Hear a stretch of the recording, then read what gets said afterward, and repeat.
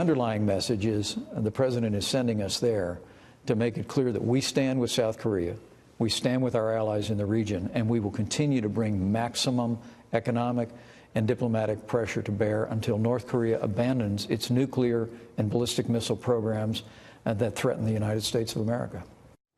Vice President Pence sending a warning to North Korea as the U.S. displays a new show of force in Guam, deploying 3 nuclear-capable B-2 stealth bombers and 200 air personnel there, to former Army intelligence officer Michael Pregent on the fallout from all of this. There have been a lot of saber-rattling and shows of displays from naval carriers, aircraft carriers, and, of course, now these stealth bombers in Guam.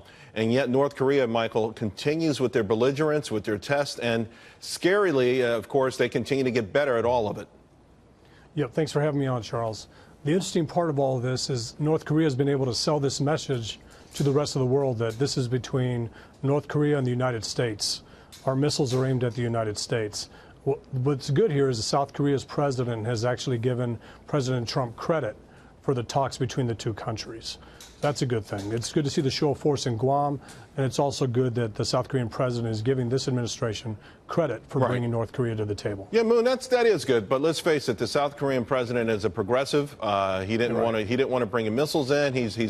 He was okay with renewing the Sunshine Policy, which at one point funneled millions of dollars from South Korea into North Korea without any sort of accountability. No doubt a lot of that money went to the missile development program in the first place. So President Trump is dealing with juggling a lot of balls here, trying to get China to cooperate, trying to get South Korea to grow a backbone, and having to figure out what Japan's role should be in this, and maybe should they ditch their constitutional constitution, their pacifist constitution. Right. All those players that you mentioned have to play a role here. And it's, again, just like the Iran deal, it's the United States that continually deals with the risks of North Korea becoming a nuclear power and has to convince their neighbors like South Korea and Japan that they're actually a threat. Of course, Japan's on board. But like you said, South Korea, I don't understand how a progressive leader of a country somehow believes that North Korea being a nuclear power or Iran becoming a nuclear power is somehow progressive. Michael, a lot has been made coming into the year, though. More optimism, perhaps, toward a diplomatic solution. North Korea sending a squad to the Olympics, including cheerleaders, which I can't wait to see how that plays out. Are they stalling, though? Are these classic North Korean stall tactics? And the clock counting down the way it is, what's the ultimate outcome of it all in your mind? Well, I think if you listen to Russia and China, they're pushing for some sort of nuclear deal with North Korea that is similar to what the Iranians got, an incentive-based nuclear deal that relies, again, on IAEA sanctions, or not sanctions, but inspections of North Korean nuclear facilities. That's part of the long-term effect of this. The short-term effect is hopefully none of this impacts the Olympics and the United States anytime it puts these tools and levers in place to put pressure on North Korea, that it's backed by the Europeans and backed by the international community. And Russia and China, anytime we can get them to veto something, that's a good thing, whether it's on Iran or North Korea. Sure. I mean, that's one of those rare moves that happens in the UN. I want to ask you, Rex Tillerson, suggesting that President Trump could actually make a decision on Iran sanctions sometime today. Now, you're leading a group against this Iranian deal to begin with. How do you feel about what we're hearing, what's swirling of perhaps a softening and some sort of accommodation that keeps the deal in place? Well, we focused always on the concessions made in the JCPOA, the non-nuclear concessions made to the regime, meaning banks that supported terrorism came off sanctions. Individuals like Qasem Soleimani and the leader of the Basij, Mohammad Reza Nakhti, somehow got sanctions relief under the Iran deal.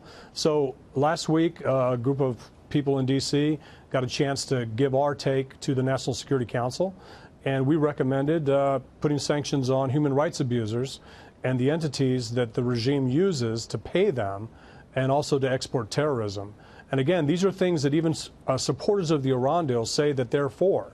They are for curbing Iran's expansionism goals in the region, for controlling their ballistic missile tests. But when we show them that these were actually concessions made in the JCPOA, they somehow believe that if they make any changes to the JCPOA, that the whole thing collapses, when that's just not the case. So what's going to happen? I mean, what do you think is going to happen? Because Iran is certainly exporting terror in the region. They're working hand in hand with North Korea. And we're also at this unique situation where outside of the big cities, economic strain is being felt, and you have maybe the beginning of something that could ultimately be an uprising. Yeah, the most important thing is the sanctions relief, the $100 billion that Iran received, didn't go to the people. It went to the regime, and it went towards its export of terrorism, and that's why they were complaining. So I think that hopefully there'll be a decertification of the Iran deal for another 90 days. There'll be a waiving of sanctions, and then there'll be targeted sanctions against those entities I spoke about. The human rights abusers, individuals within the IRGC and the Basij, and the banks that support them. Hopefully that's what happens. But we're hearing that the IRIB, which is Iran's broadcasting network, will be sanctioned, and it's the propaganda wing for the regime. Michael Pregent, thank you very much. Appreciate it. Thanks, Charles. Appreciate it. Thank you.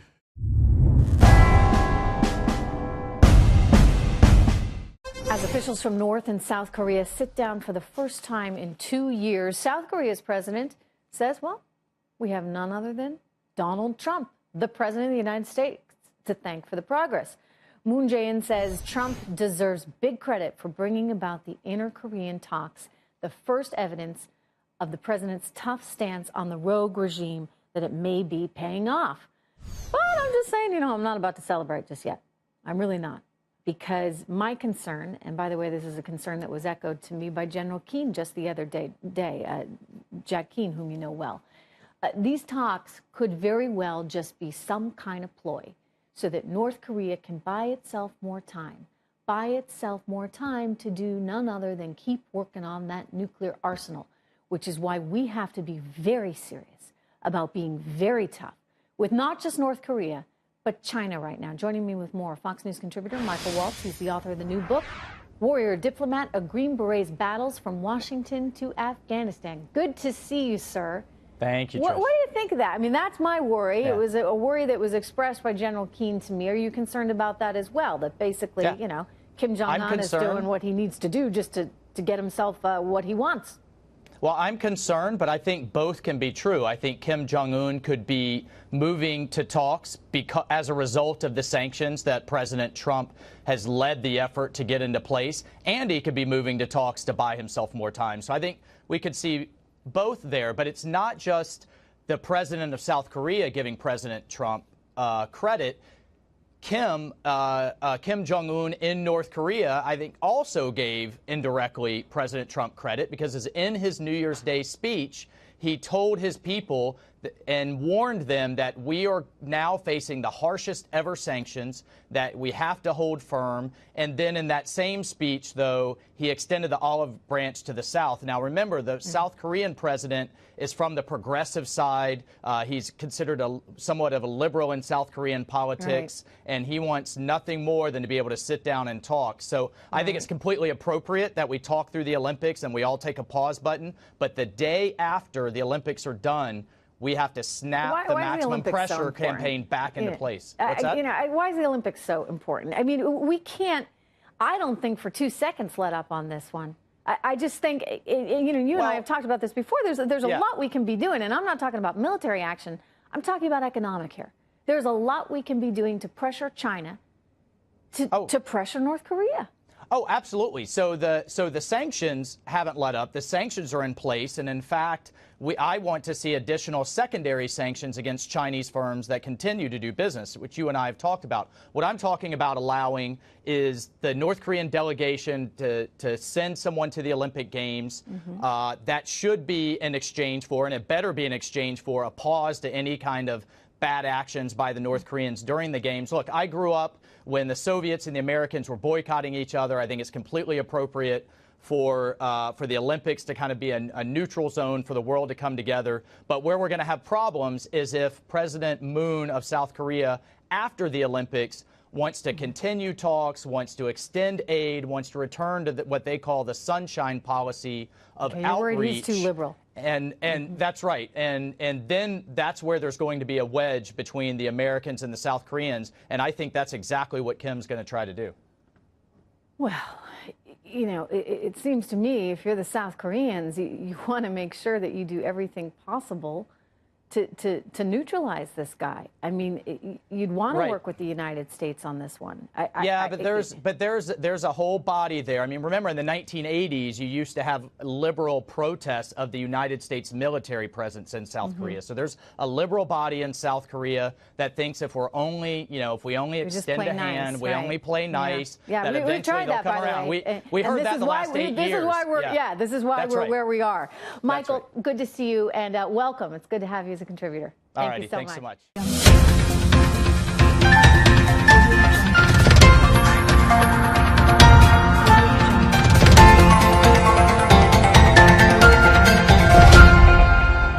Carriers, aircraft carriers, and of course now these stealth bombers in Guam.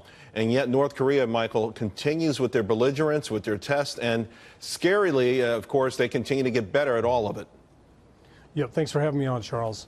The interesting part of all of this is North Korea has been able to sell this message to the rest of the world that this is between North Korea and the United States. Our missiles are aimed at the United States. What's good here is that South Korea's president has actually given President Trump credit for the talks between the two countries. That's a good thing. It's good to see the show of force in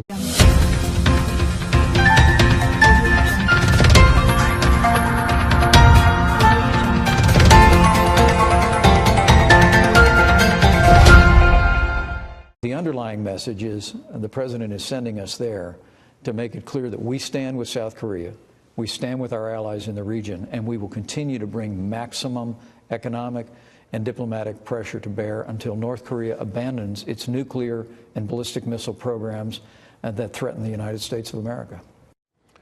Vice President Pence sending a warning to North Korea as the U.S. displays a new show of force in Guam, deploying 3 nuclear-capable B-2 stealth bombers and 200 air personnel there, to former Army intelligence officer Michael Pregent on the fallout from all of this. There have been a lot of saber rattling and shows of displays from naval